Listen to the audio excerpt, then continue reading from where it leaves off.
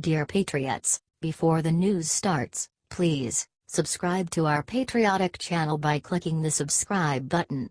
Give us a thumbs up to this video. Don't forget to leave your opinion below in the comments section. Share the news on Facebook and Twitter so you friends see it. Thank you. After Jeff Flake makes stupid gun control push, Trump Jr. makes him feel like an idiot with one tweet. Jeff Flake and Donald Trump Jr. are in the midst of a Twitter feud, but the winner was obvious from the very first post.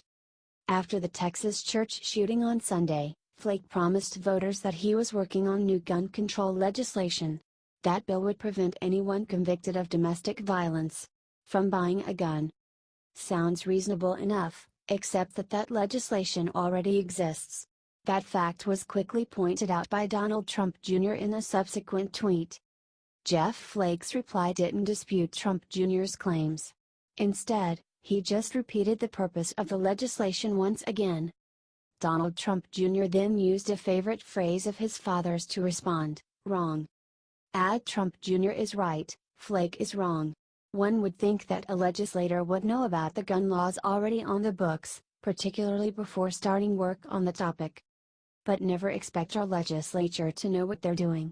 Thankfully, Trump Jr. was there to point out Flake's incompetence to the world. Comment by Flake. And share if you're happy Flake is leaving Congress forever. We won't have to deal with him for much longer, thank goodness.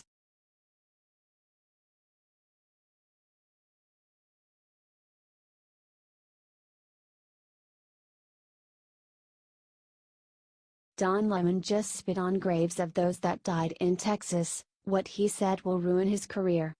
On Monday, Don Lemon opened up his show and argued that thoughts and prayers weren't enough on Sunday when 26 people were slaughtered in Sutherland Springs, Texas. Lemon said that faith without works is dead. Watch the disgusting video below. Advertisement. Here's what Lemon said: thoughts and prayers didn't stop a troubled person from buying assault-grade weapons that took the lives of 26 people in an instant. And please don't get me wrong. This is not at all about the Second Amendment or taking guns out of the hands of responsible gun owners. Share this if you think Lemon needs to shut his stupid trap and stop insulting those that are praying for the recovery of those in Sutherland. Let's send Lemon a message by showing him how many prayer warriors there are out there. Get this out everywhere and let's send some positive energy to those in Texas. God bless Texas.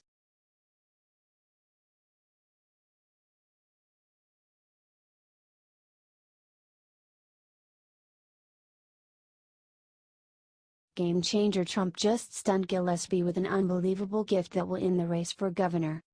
One of President Trump's most underrated qualities is his sense of loyalty. He's been offered buyouts and sweeter deals, but always stuck to building the Trump family name. He could have retired years ago and lived like a king, but he chose to stand up and fight for the country he loves. Now, he's our commander-in-chief, and he's fighting for his party. It was recently revealed that President Trump recorded a late robocall ahead of Tuesday's election urging Virginia voters to support Republican gubernatorial candidate Ted Gillespie. Politico reports that Trump's appeal to the people of Virginia slammed down candidate, Lieutenant Governor Ralph Northam, reminding voters of his failed leadership in the state's economy. Advertisement. If you let Ralph Northam be governor, he will be a total disaster for your state. Northam is weak on crime, weak on immigration, and as your lieutenant governor, Northam has driven your economy right into a ditch, Trump said in the call. Republican candidate Ted Gillespie has maintained a hardline stance on crime and immigration during the race, accusing Northam of supporting sanctuary cities that hinder federal officials from enforcing immigration laws. Like me, Ed is tough on crime and on the border. Ed will protect your family from crime, drugs and violence, something Northam will never do, Trump says in the robocall. President Trump's strong advocacy for Gillespie can only help the Republican candidate as Virginians cast their votes.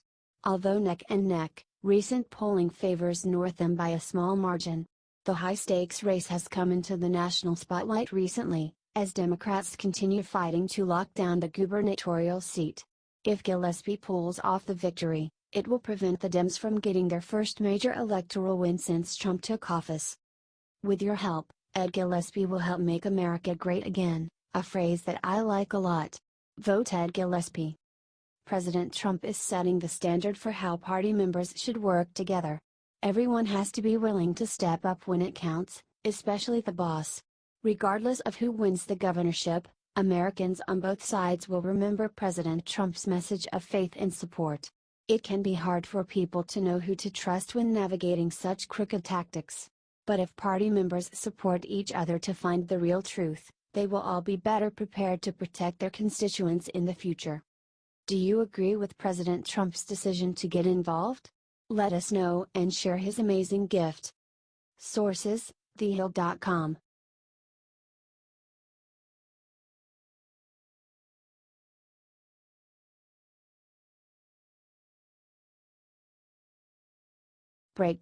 Breakout Texas shooter had shocking experience in mental hospital before shooting.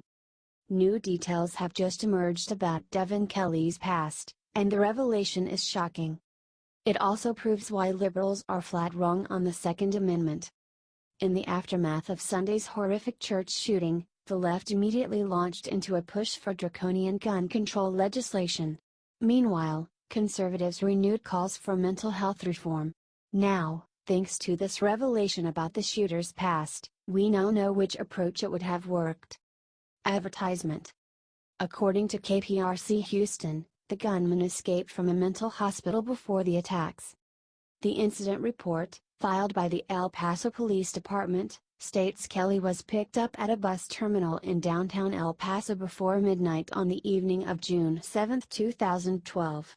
The report states 2 officers were dispatched to the terminal to look into a missing person report. When they arrived, the 2 officers learned Kelly had escaped from Peak Behavioral Health Services, a mental health facility in Santa Teresa, New Mexico, that has a dedicated unit for service members and veterans. The right have been calling for improvements to veterans' care and mental health for years. Had those reforms been allowed, this deranged individual may have gotten the treatment he required. Instead, the mental health system let him escape. 5 years later, he shot and killed 26 people inside a small Texas church.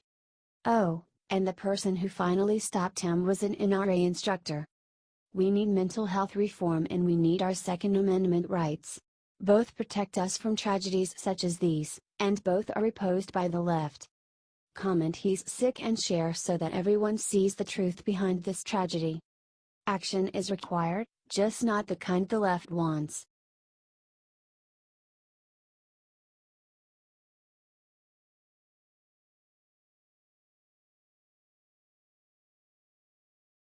George Clooney stuns liberals, gives jaw-dropping compliment to President Trump. Well, this was unexpected. Hollywood is so anti-Trump they don't even know why anymore. Like Pavlov's dog, ring the bell by saying Trump's name and the left comes running all full of phony outrage. Easily programmed the left is, and that is one reason, among many, that they have no power left in America. Advertisement. A leaderless party never rises, and make no mistake, the Democrats are leaderless. At least according to George Clooney. George just admitted the truth about Trump and in the process gave him the ultimate compliment. Clooney doesn't think the Democrats have any leader close to Trump in class and ability, and he thinks they will lose the 2020 election to Trump, and they can't find one quick. Clooney gave an exclusive interview with the UK Times and stunned liberals across America with what he confessed about Trump.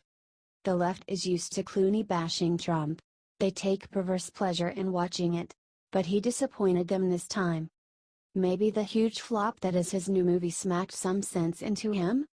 We don't have a good Democratic candidate yet. Trump, for all his terrible instincts, is very charismatic. A TV star. People didn't vote for him because he accomplished anything. They knew him. And they were, like, he's exciting. He says outlandish stuff. That's fun. He's got a star on Hollywood Boulevard. Clooney went on to say the leaderless Democrats are in a tough spot with none of their potential candidates making an impact. Do the Democrats need a celebrity? Not necessarily, Clooney said before adding, but you need someone who can light up the room. Like Trump does.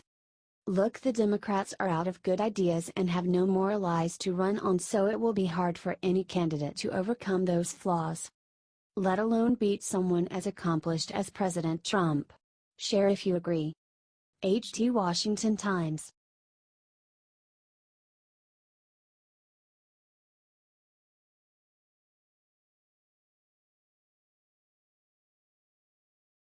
Day after news of Air Force failure, FBI admits massive holdup in Texas shooter investigation. FBI officials conceded during a press conference on Tuesday that as of yet, they've been unable to break into Texas shooter Devin Kelly's cell phone, according to Fox News. It's been 48 hours since Kelly entered First Baptist Church in Sutherland Springs, Texas and killed 26 people before fleeing the scene and dying from a bullet wound in his vehicle some miles away. Unfortunately, at this point in time we are unable to get in that phone, FBI Special Agent Christopher Combs said on Tuesday. With the advance of the technology and the phones and the encryptions, law enforcement, whether it's at the state, local, or the federal level, is increasingly not able to get into these phones. Advertisement. Combs did not go into details about the type of phone the shooter had used, for fear that someone might try to procure it themselves. He added that nevertheless, the FBI is working very hard to gain entrance into the device and hopes they'll be successful sometime soon. Here's a clip. The disappointing news seems to be piling on the Texas shooting investigation, as it was revealed on Monday that the Air Force's failure to submit Kelly's criminal records to the federal government allowed him to purchase weapons, actions he should have been prohibited from following a 2012 domestic violence conviction.